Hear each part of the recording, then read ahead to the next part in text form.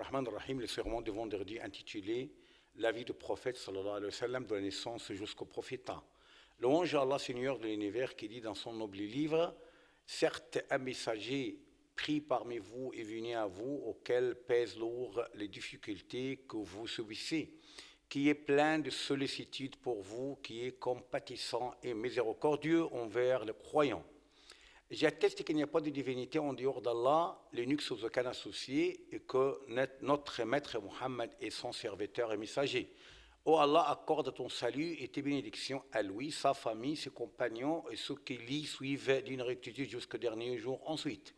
Chaque année, le mois de Rabi'a, le premier, nous revient à la mémoire de la naissance de notre maître, le messager d'Allah, sallallahu alayhi wa sallam, à brise parfumée et à musc adorant. Effectivement, la naissance du maître de créature, le dernier messager, sallallahu alayhi wa sallam, était la naissance de toute une communauté au sens plein de mots.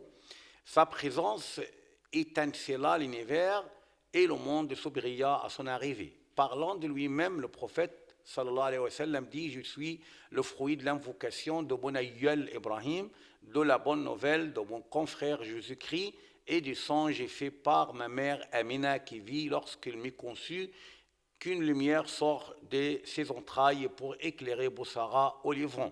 Béni soit le poète qui dit: la bonne idée naquit et les créatures se transformèrent en lumière, et la bouche de temps émana le sourire et les éloges. La généalogie de notre prophète sallallahu alayhi wa sallam est la meilleure. Allah, gloire à lui, dit: et vois tes gestes parmi ceux qui se prosternent.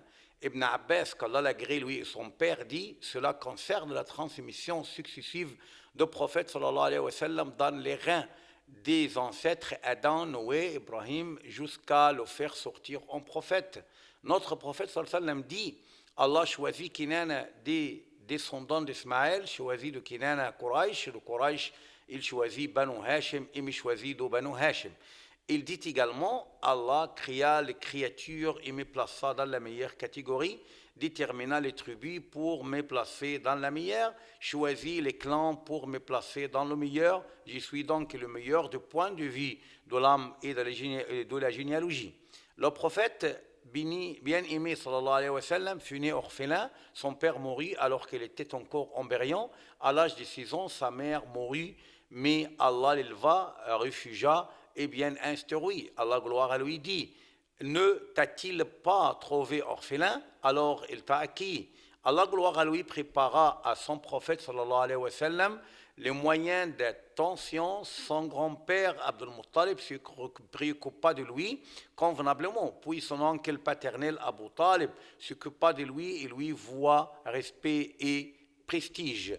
Avant le prophétat, la vie de Muhammad sallallahu alayhi wa sallam était la plus noble et la plus honorée. Sa moralité était sublime, son âme était grande, elle était le plus au secours, le symbole de bonne moralité, le meilleur voisin, le plus véridique et le plus éloigné des vices. Le prophète sallallahu alayhi wa sallam dit: je ne fis aucun des vices pré-islamiques.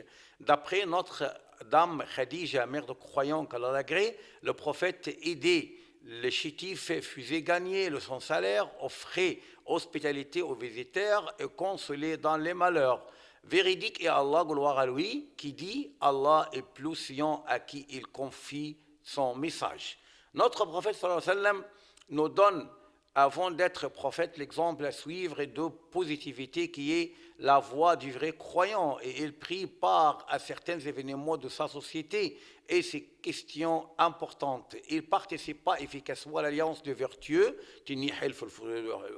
s'appelle Hilf al-Fudul, tenue entre les deux tribus, entre des tribus engagées d'être un bloc compact pour secourir les et défendre le droit, se solidariser et coopérer.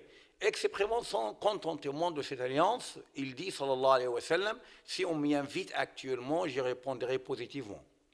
Louange à Allah, Seigneur de l'univers, que le salut et la bénédiction d'Allah soient accordés au dernier de prophètes et messagers, notre maître Muhammad sallallahu alayhi wa sallam, à sa famille et tous ses compagnons.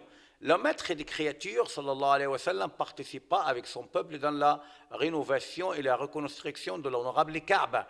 Elle était l'arbitre intègre relativement à ceux qui auraient l'honneur de remettre la pierre noire à sa place. Ils étaient sur le point de s'entortuer pour cet honneur. Ils finirent par s'accorder de prendre pour arbitre le premier venant à eux. La volonté d'Allah exigea que son prophète sallallahu alayhi wa sallam soit se tentant à sa vie. Ils dirent, c'est bien l'honnête, nous l'agréons pour arbitre. Le prophète leur dit, donnez-moi une tunique. Il mit la pierre au milieu de la tunique et invita les chefs des tribus à venir pour que chacun tienne la tunique d'un côté et lève tous la pierre. Arrivé à la place de la pierre, le prophète sallam l'a tint avec sa main noble et l'a remis à sa place. La mission du prophète sallallahu alayhi wa sallam était la bonne fin, ou bien le couronnement de 40 ans de sa vie. C'est par cette mission du prophète sallallahu alayhi wa sallam que commença une nouvelle ère dans l'histoire de l'humanité, où il connut les principes et valeurs les plus sublimes. Allah gloire à lui dit, Allah a très certainement fait une faveur aux croyants lorsqu'il a envoyé chez eux un messager de parmi eux-mêmes qui leur récite ces versets, la purifie et leur enseigne le livre et la sagesse, bien qu'ils fussent auparavant dans un égarement évident. Notre maître Ja'far ibn Abu Talib, qu'Allah l'agrée, dit, nous étions ignorants, nous adorions l'idole, consommions les bêtes mortes, faisions les turpitudes, rompions les liens de parenté, maltraitant les voisins et les plus forts parmi nous écrasaient le plus faible. Nous restâmes ainsi jusqu'à ce qu'Allah nous envoya un messager de nous. Nous connaissons sa généalogie, sa véridicité, son honnêteté et sa chasteté. Elle nous appela à adorer exclusivement Allah et à renoncer à ce que nous adorons, nous et nos ancêtres, en dehors d'Allah, idoles ou statues. Il nous ordonna de dire vrai, rendre les dépôts, observer les liens de parenté, le bon voisinage, de nous abstenir des interdits et de sang. Il nous interdit les turpitudes, le faux témoignage, la consommation de biens des orphelins, l'accusation des chastes et de fornication. Il nous ordonna également d'adorer Allah sans lui, n'attribuer aucun associé, d'accomplir la salat, de nous équiter de la zakat et d'observer le jeûne. Donc, oh Allah, accorde ton salut et tes bénédictions à notre maître Mohammed, préserve notre pays, l'Égypte et tous les pays du monde. Wassalamu alaikum wa rahmatullah.